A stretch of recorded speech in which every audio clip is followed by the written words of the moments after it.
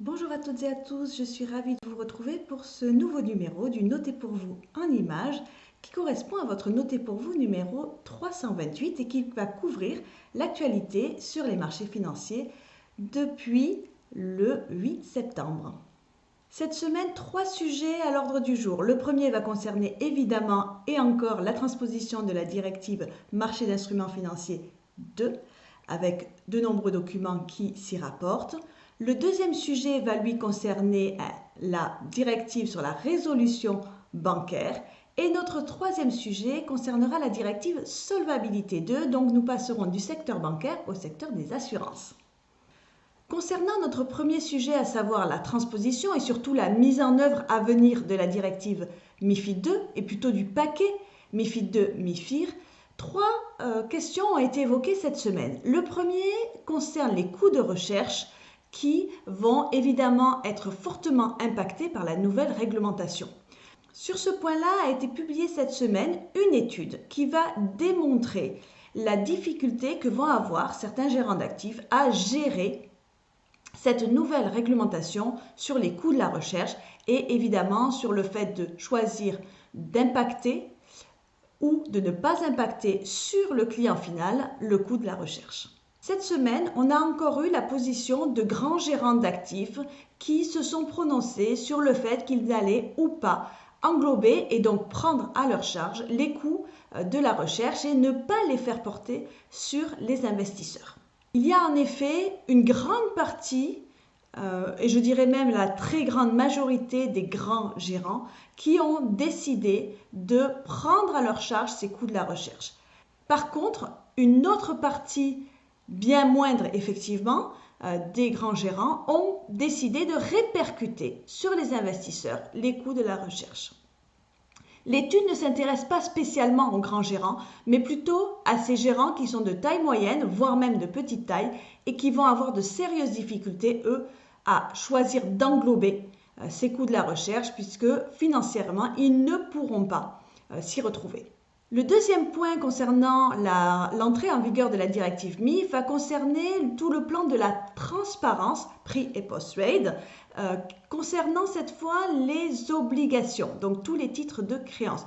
Vous vous souvenez, je vous en avais parlé au début du mois de juillet, alors que tout devait être mis en place, vous vous souvenez, le 3 juillet, l'ESMA avait indiqué que concernant les bonds, tout serait reporté au mois d'août. Alors, on l'a eu finalement début septembre, mais on a vraiment désormais en ligne toute la liste actualisée des classes d'actifs et notamment le calcul en fonction de la liquidité intrinsèque.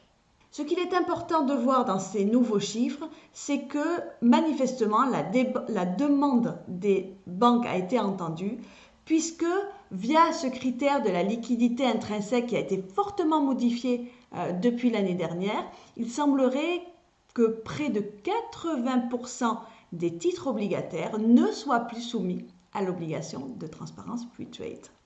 Donc via ce premier critère de la liquidité intrinsèque, on a déjà une très grande partie du monde obligataire qui va échapper à cette nouvelle obligation de transparence. Je vous rappelle qu'il existe en plus d'autres critères qui font que les titres ne seraient pas soumis par la suite à ces obligations de transparence pre-trade.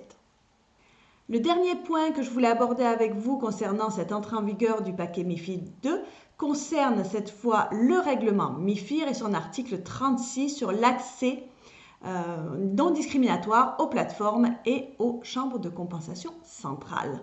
Ce qui a été mis en place dans son dernier Q&A de l'ESMA a été de rappeler que pour les dérivés listés, il y avait un seuil qui faisait en sorte qu'une grande partie, là aussi, allait être exonérée de cette obligation. Je vous rappelle que ce seuil est assez important puisque l'article 36 précise que l'ensemble des dérivés listés dont le montant annuel notionnel est de 1 million d'euros sont exonérés de cette obligation.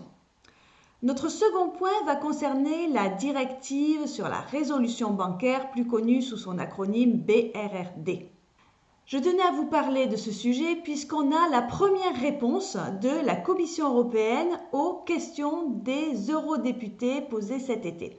Je vous en avais fait part aussi de cette nouvelle prise de conscience, je dirais, des eurodéputés sur cette directive de la résolution bancaire, notamment parce qu'on a eu évidemment deux cas complètement différents, le cas espagnol et le cas italien. Le cas italien où la BRRD a été jugée inapplicable et on est passé en cas de faillite directement, donc de liquidation judiciaire, ce qui fait qu'on retombe sur un régime national, et le cas de l'Espagne qui, elle, par contre, est passée par le régime européen de la résolution bancaire. Et donc, les eurodéputés ont demandé à la Commission européenne d'expliquer quels étaient réellement les critères de mise en œuvre d'un régime de résolution bancaire. Alors, la Commission européenne ne donne pas énormément d'explications là-dessus. Elle rappelle que pour les établissements qui sont soumis à la supervision de la Banque centrale européenne, certains critères ont été posés par le règlement MRU, donc sur le mécanisme de résolution unique, et que dans le cas de la Banque espagnole, l'ensemble des critères étaient remplis, et que par contre, dans le cas des banques italiennes, il semblerait que les critères n'étant pas remplis. Alors, peu de réponses concluantes. Ce qui est intéressant dans ces réponses à venir, c'est évidemment que la Commission européenne et la BCE, puisqu'elle-même a été interrogée sur le processus, vont devoir répondre par écrit. Donc, on est évidemment dans l'attente d'autres réponses qui sont beaucoup plus pertinentes, comme par exemple la communication publique des rapports qui seraient faits par des auditeurs sur la santé financière des établissements en difficulté, pour que le Quidam puisse lui aussi évaluer ou en tout cas constater si effectivement il n'y avait aucune chance de sauver l'établissement, comme dans le cas italien, et donc diligenter une procédure de liquidation judiciaire, ou si une procédure de résolution bancaire aurait pu être envisagée. Notre dernier point concerne la publication au journal officiel de l'Union européenne cette semaine d'un règlement délégué qui vient modifier le règlement délégué d'application de la directive Solvabilité 2 afin de modifier les critères d'exigence de fonds propres pour certains actifs et à savoir la détention des sociétés d'infrastructure. Je vous rappelle que ces exigences réglementaires de capital avaient déjà été prévues pour les sociétés d'infrastructure en avril 2016, mais que, au vu d'une nouvelle étude demandée par la Commission européenne et réalisée par l'EIOPA, la Commission a estimé utile de revenir sur ces critères et, par exemple, d'élargir la définition des actifs d'investissement pour y inclure des actifs corporels et surtout d'introduire la notion d'investissement en société d'infrastructure éligible. Voilà pour les quelques éléments que je souhaitais partager avec vous cette semaine. Je vous souhaite de passer un excellent week-end et je vous retrouve avec grand plaisir la semaine prochaine. Au revoir.